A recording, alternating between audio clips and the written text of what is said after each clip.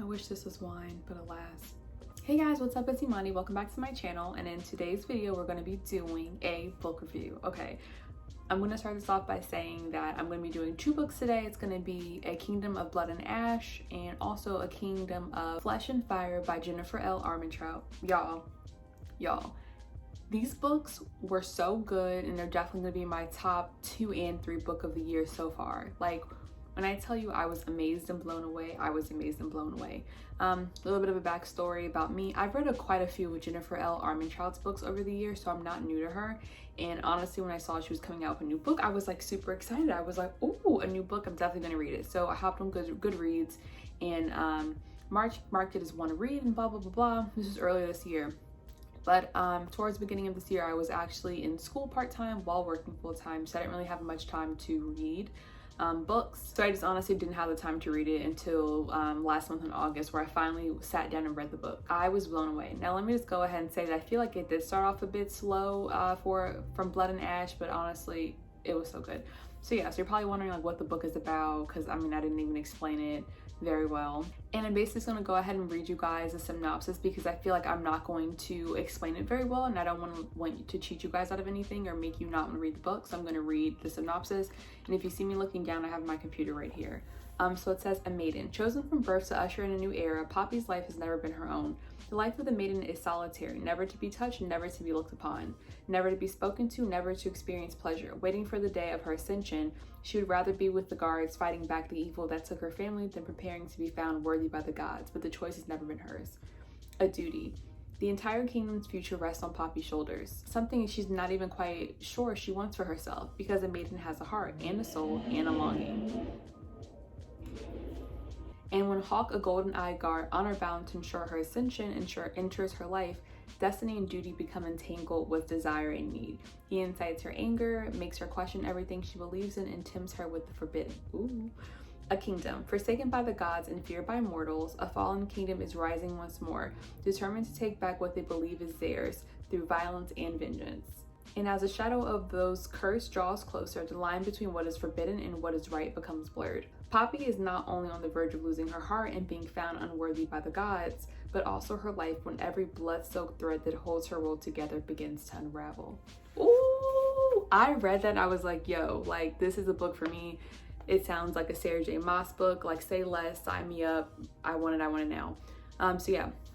So the book is basically about our main character, Poppy. She is chosen to be the maiden, and basically she is the chosen one. And it is her who is going to save her entire kingdom. There's this thing called the Ascension that takes place once you become of age, and basically you become gifted by the gods and you're granted like immortality and things like that. Yeah, so it's something that it's very coveted, and only the second sons and daughters of a kingdom actually receive it. I believe the first sons and daughters actually can stay home with their families. The second sons and daughters are given to the gods to enter the ascension. And then if you're anybody after that, like third, fourth, fifth sons or daughter, you're actually given to the gods to work in the temples and service. You basically give up your life in service of the gods or whatever. Poppy's very special and has been chosen by the gods, basically because when she was younger, her family was attacked by cravens, which are essentially like bloodthirsty, immortal, like cursed human beings that like attack people and feed off their blood. And basically, if you ever have a craven bite, you're gonna either die or you're gonna become cursed and turn into a craven yourself. So Poppy was able to survive a craven attack, which had never been heard of before. So thus she's chosen. So basically, as a maiden, like the synopsis says, she's like, you know, lives a life of seclusion and doesn't have any free will essentially. And so, like, long story short, she winds up getting a new royal guard, and basically they start to have a budding romance.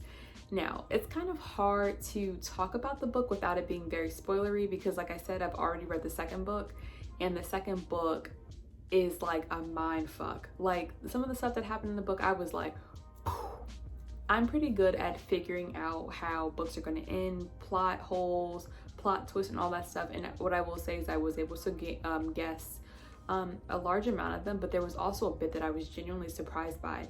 Like, Jennifer L. Armentrout definitely wove this book so intricately that you'll never see what's actually coming. And what I think I love about this book the most is it's so well paced. The character development is amazing. It's phenomenal.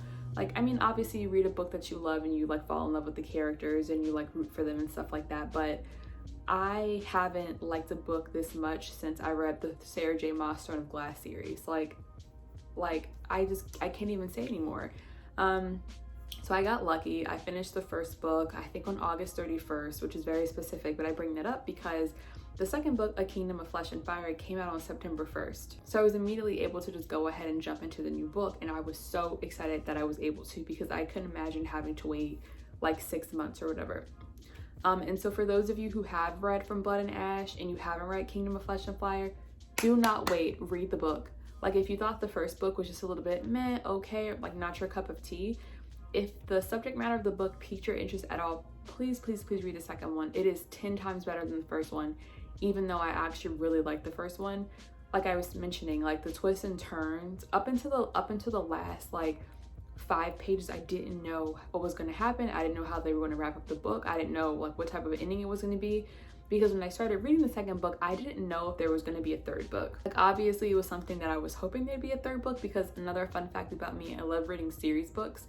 Like, the longer the better. Well, not like crazy long, but like Throne of Glass series has like maybe like 7-8 books, or like the Harry Potter series has 7-8 books. Like, I like going on a journey with characters and watching their growth and all these different things. And I feel like this the From Blood and Ash, Kingdom of Flesh and Fire series has the potential, but I wasn't sure. But oh my god, the ending, when I tell you, I was shook. I think I finished the book at like 2 o'clock in the morning because I could not put it down, and I work full time, so I had to get my tail up that next morning for a 9 o'clock call, but it did not matter. I was blown away, and the ending and how it ending, I would have never guessed that in a million years. I had like some thoughts and things like that, but the ending, I was like, wow. And then like, and so I have to talk about our two main characters, Poppy, who's our maiden, and Hawk, who's her royal guard. Like, I stand. Like, Poppy is so strong and dynamic, and she's very multifaceted. Like, normally I feel like when you have heroines in books, they're either very like, they make them like weak and soft and fragile, or they make them like very harsh and like kick-ass, kind of like a Katniss from the Hunger Games, or Selena Sardothian from the Throne of Glass, or Aelin Galathinius. I mean, if you finish the series, they're the same person, but just to give you an example of like strong-willed, kick-ass woman versus like the more meek and mild heroine. I can't actually think of a meek and mild heroine off the top of my head right now, but they do exist. And I think I could appreciate Poppy so much because she very much had both sides of the coin. And I just felt like it was very like different. Like, I just not used to seeing that perspective all the time, and it was definitely something I appreciated. And her soft and nurturing and caring side made her so much more likable. She did some questionable things, like, don't get me wrong, but they were always of good intention. And I didn't find myself mad at her too much. I mean, mad at her actions necessarily. Like, again, it's hard to actually talk about the book because I'm combining 1 and 2 into one review. But I feel like the most frustrating she gets is when it has to deal with her and Hawk's like budding romance, because it's that whole, does he love me? I don't love him. He doesn't love me. And it's like, girl, like, how are you missing this? So I feel like that's one thing I was a little bit annoyed about. I feel like that was a bit of a time waster throughout the second book.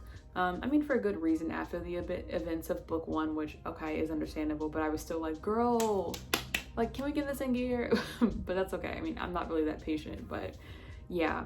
And then Hawk, oh my god, like, whew, like, he's great. And again, I just feel like an amazing character, and he is one in particular who is definitely multifaceted, like literally, because essentially he's like living almost like a double life sort of a situation. I hope that's not too much of a, well, that's a mild spoiler, so like I'll put a little blurb before the scene starts. I mean, it's not going to be like earth-shattering. I feel like it's kind of obvious.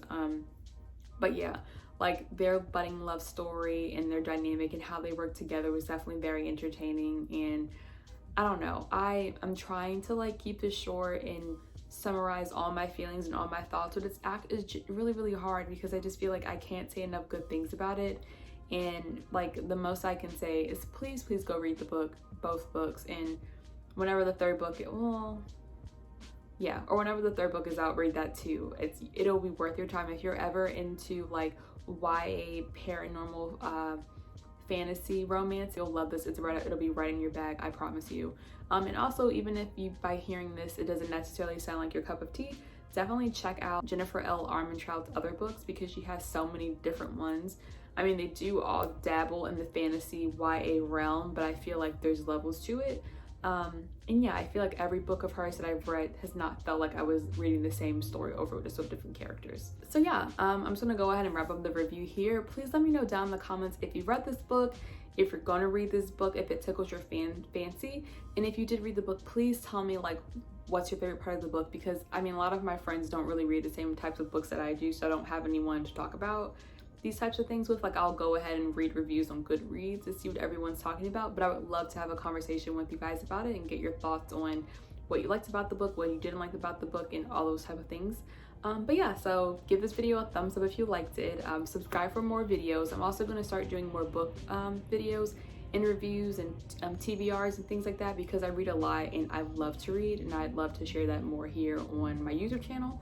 But yeah, so I'm gonna catch you guys in the next one, and thanks so much for watching, guys. Bye.